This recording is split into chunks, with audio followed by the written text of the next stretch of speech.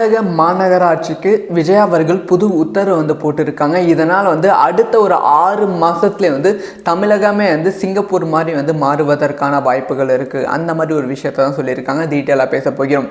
அதாவது இத்தனை வருஷமாக டிஎம்கே ஆட்சி செய்யாத ஒரு விஷயத்தை விஜய் அவர்கள் செஞ்சுருக்காங்க. அதாவது தமிழகத்துக்கு டிஜிபி. ஸோ டிஜிபி அப்படிங்கிற விஷயம் ரொம்ப ரொம்ப முக்கியமான விஷயம். கடந்த ஒரு 2.5 வருஷமாக டிஎம்கே ஆட்சியில் இந்த ஒரு விஷயம் நடக்கலை. ஆனால் விஜய் அவர்கள் ஆட்சிக்கு வந்த ஒரு மாதத்துக்குள்ளேயே தமிழகத்தில் டிஜிபி அமைச்சிட்டாங்க. ஏன் அப்படின்னு பார்த்தீங்கன்னா நிறைய லா அண்ட் ஆர்டர் பிரச்சனை தொடர்ந்து வந்துக்கிட்டே இருந்தது. முக்கியமாக ஒரு 2 நாளில் கிட்டத்தட்ட 4 லா அண்ட் ஆர்டர் பிரச்சனை எக்கச்சக்கமாக இருந்தது. ஸோ அதனால் உடனே டிஜிபி நியமித்து விட்டார்கள். இப்போ விஜய் அவர்கள் என்ன ஒரு விஷயத்தை செஞ்சுருக்காங்க அப்படின்னு பார்த்தீங்கன்னா 2 சூப்பரான விஷயத்தை செஞ்சுருக்காங்க. ஒன்று மாநகராட்சி, அதாவது சென்னை, கோயம்புத்தூர், மதுரை, திருச்சி போன்ற இந்த பிரைமான முக்கியமான மாநகராட்சி ரொம்ப க்ளீனாக இருக்க வேண்டும் அப்படின்னு சொல்லியிருக்காங்க. அதாவது இத்தனை நாளாக நிறைய கால்வாய்கள், சாக்கடைகள் இருந்தது. அது எதுவுமே இதுக்கு மேலே இருக்கக்கூடாது அப்படின்னு சொல்லியிருக்காங்க. ஸோ இந்த பிரைம் லொக்கேஷன் சென்னை, கோயம்புத்தூர், சென்னை, திருச்சி, மதுரை மட்டும் இல்லாமல் எல்லா இடத்துலையும் ப்ராப்பராக சுத்தமாக இருக்கணும், கால்வாய் எல்லாமே தூர்வாரணும் அப்படிங்கிற விஷயத்தை உத்தரவு போட்டிருக்காங்க.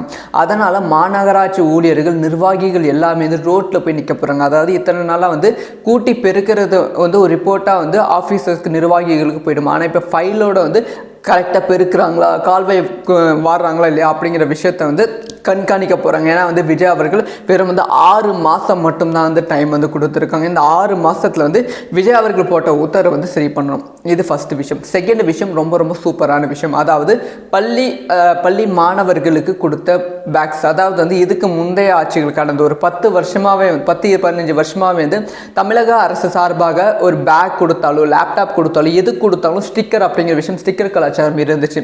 அம்மா ஸ்டிக்கர் சரி, கருணாநிதி ஸ்டிக்கர் சரி, அதுக்கப்புறமா முதலமைச்சர் ஸ்டாலின் அவர்கள் ஸ்டிக்கர் சரி, இந்த மாதிரி தொடர்ந்து இருந்துச்சு. ஆனால் இப்போ பள்ளிகள் திறந்திருக்கு.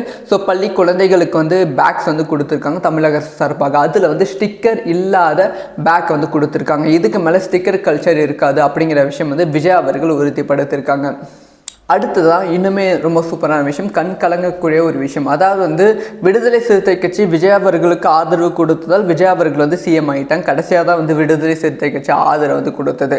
ஸோ விடுதலை சிறுத்தை கட்சி டிமாண்ட் வச்சிருக்கும், அதாவது மினிஸ்டர் பதவி வேண்டும் அப்படின்னு டிமாண்ட் வச்சிருக்கும். அதனால தான் வன்னி அரசுக்கு மினிஸ்டர் பதவி விஜய் அவர்கள் கொடுத்தாங்க அப்படின்னு நம்ம எல்லாருமே நினச்சிருப்போம். சோஷியல் மீடியாலும் அதை பற்றி பேசினாங்க. முக்கியமாக நிறைய நியூஸ் சேனல் சிபிதான் சொன்னாங்க.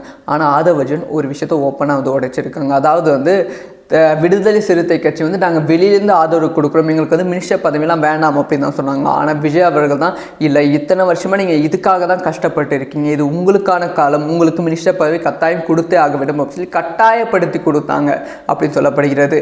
இது ரொம்ப பெருமையான விஷயமா. முக்கியமாக தமிழகத்திற்கு மாற்றம் அப்படி வாயால் செலவு ஒரு உண்மையான மாற்றத்தை கண் முன்னாடி பார்த்த மாதிரி இருக்குது. அதே மாதிரி தான் ஐஎம்இ இருக்கும். ஸோ விஜயே இல்லை, நீ உங்களுக்கு கண்டிப்பாக மினிஸ்டர் பதவி கொடுத்தே ஆகணும் சொல்லி விஜயே கொடுத்தாரா, சிஎம்ஏ கொடுத்தாங்களாம். ஸோ இந்த விஷயங்கள்லாம் நிறைய மாற்றமான, அதாவது மாற்றம் கேட்டுக்கொண்டு இருந்தவர்களுக்கு ஒரு பெரிய மாற்றமாக இது இருக்குது. ஸோ இந்த விஷயத்தை பற்றிலாம் உங்களோட ஒப்பீனியனை கமெண்ட்டில் லீவ் பண்ணுங்கள். இந்த மாதிரி எல்லா விஷயம் தக்கத்துக்கும் தெரிஞ்சுக்கணும். சப்ஸ்கிரைப் பண்ணி சப்போர்ட் பண்ணுங்கள்.